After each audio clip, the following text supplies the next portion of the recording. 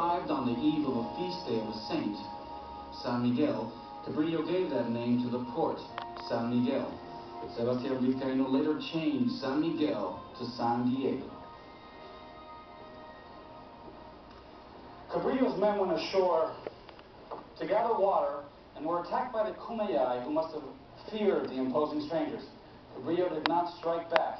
Instead, he gave other Kumeyaay gifts and was able to communicate with them when they came peaceably out on their boats.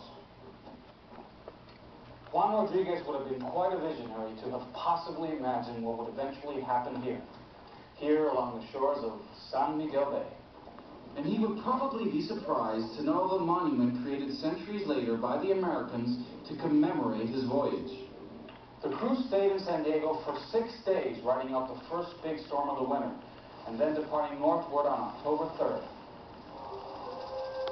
It was mid-October, nearly 4 months out of Navidad, when they passed what is now Santa Barbara. Even back more than 450 years ago, this was a heavily populated coastline. Some of the native structures were described in the log as being as big as the houses of New Spain, big enough to accommodate about 50 people. On the beaches where the Chumash Indians came down to greet them, we are now greeted by hotels and condos.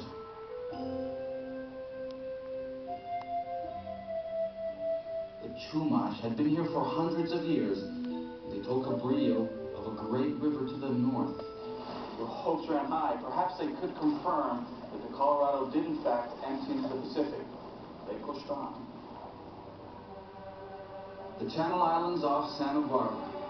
They would play a big role in the expedition's story. The ship sailed among them and explored them on their way north. The names of the islands turned out to be hopelessly confused in the written record, only adding to our sense of uncertainty about the trip.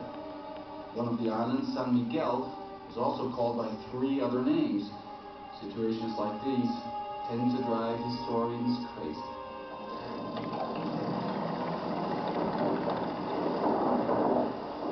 It would be those great Pacific winter storms blowing in from the northwest that would eventually destroy the expedition's hopes and dreams.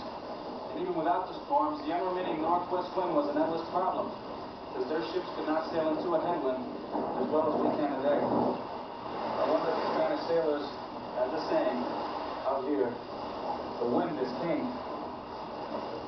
The little fleet pressed on northward, and a series of storms delayed their progress. At night, November 11, 1542, the big one blew in. In the log it says, as violent as any storm seen in Spain.